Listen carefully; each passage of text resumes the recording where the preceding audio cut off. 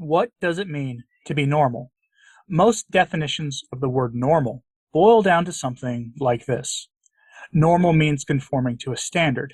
The usual, the typical, or the expected, or is the usual, average, or typical state of condition. I sort of combined a couple different ones from the internet for that. That's what normally generally means. What does normal mean for human food? That is a good question. That's a $64,000 question of our time. And for anyone living La Vida Carnivore, it means normal conforms to some variation of an all or mostly meat diet. And we typically, as carnivores, and loudly defend our right and the right of other human beings to have access to this kind of food. There's nothing controversial in that statement. But lately, there's been an insidious attempt to make meat not normal. The powers that shouldn't be are trying to get you, the typical consumer, to accept the idea that human beings are plant-based creatures, that we're herbivores, despite lacking literally all and any of the physical characteristics of herbivores, and despite the fact that all of the evolutionary science that the people making the claim that we're herbivores say they believe in contradicts them on that claim. Look, I don't care if you believe in evolution or not, to be honest. It's irrelevant here. But most people making claims about why we should all stop eating meat claim to believe in the same science that says human beings evolved and our brains really developed once we started eating meat, once we started crafting tools to take down big game, and especially after we learned to cook that meat. At the root of this push are really two things. Neither of them are science, though. The first is power, and the second is money. That those two things are often inseparable. They're usually found married at the hip. The latest example of this, unfortunately, comes to us from Europe, where in Germany, this picture has been floating around the internet for the past few days.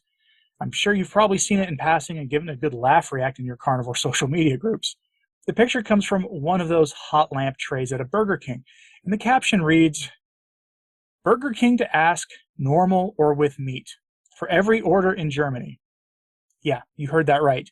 Meat is now not normal, according to one of the richest corporations in the world, one that made its name off of flame-broiling 100% all-beef patties.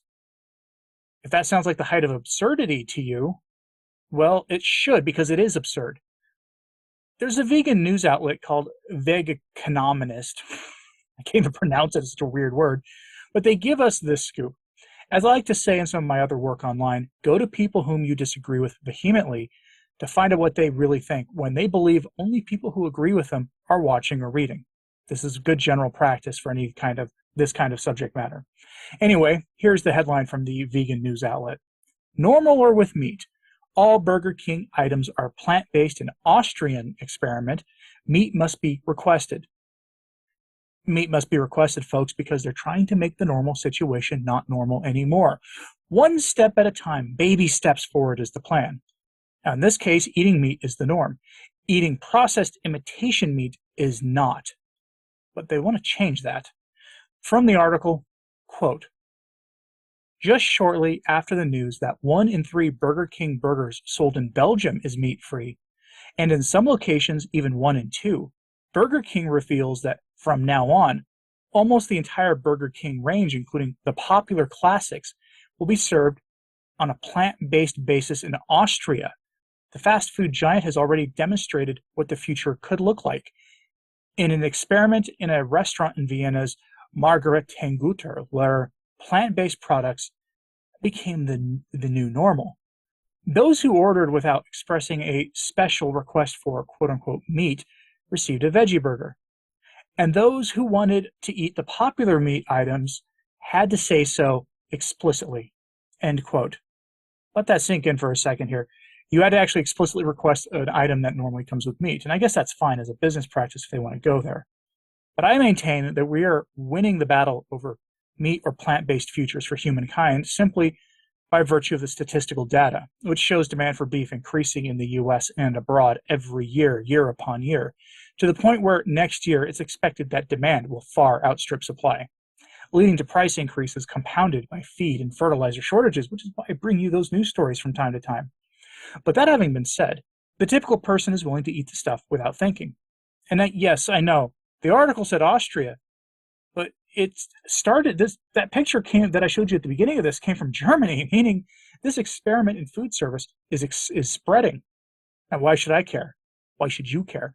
If this was voluntary, I wouldn't. Eat what you want to eat. It's your business.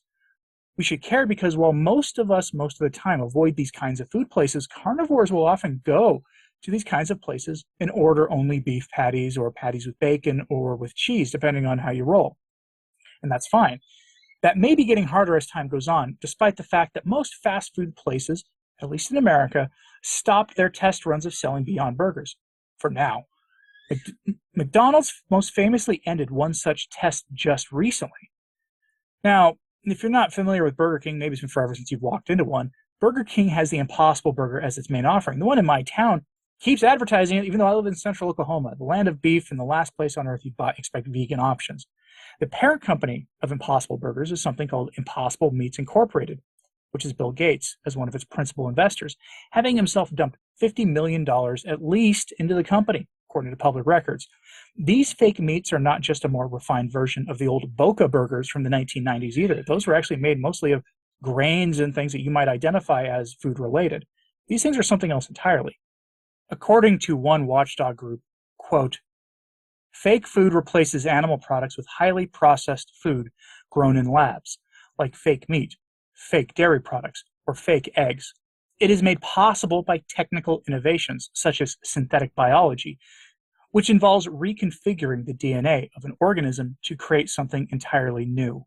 For instance, plant-based meat companies like Beyond Meat and Impossible Foods use a DNA coding sequence from soybeans or peas to create a product that looks and tastes like real meat.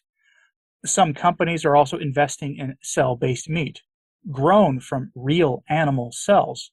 Think about that one for a second. But it has yet to reach the market. End quote. In other words, these fake meats take the concept of frankenfoods to a whole new level. This is real brave new world stuff here, folks. Unfortunately, politics is also inseparably wrapped up in this, but thankfully it's not a one party or the other issue. Or maybe that's, unfortunately, it's not so easy as that. In America, both parties have high-profile figures directly connected to these companies, or to the World Economic Forum, who pushes this stuff at the international policy level. And it does beg a question. What is the motive? It goes back to money and power. The two are inseparable. You'll find them connected at the hip every time. Remember, they want to push human food out of the marketplace and replace it with neo-food, with frankenfood, with highly processed stuff that they're all heavily invested in, with little thought given to your wellness and to your health outcomes. And there are other companies that they're tied to who will happily help you deal with the negative ramifications of an improper human diet. So what does normal mean here? What does it mean to you? In terms of the carnivore diet, I ask you what normal means. Better have a good answer for that, because in the coming years, it's probably going to be something you're going to need to know pretty well. Let me know what you think should be considered normal. And if you're okay accepting a definition of normal coming from one of the least trustworthy figures in the public sphere in our time. And make sure to like this video and subscribe if you haven't. It really does help. Share this video on social media if you can. That helps a lot as well. And thanks for watching today.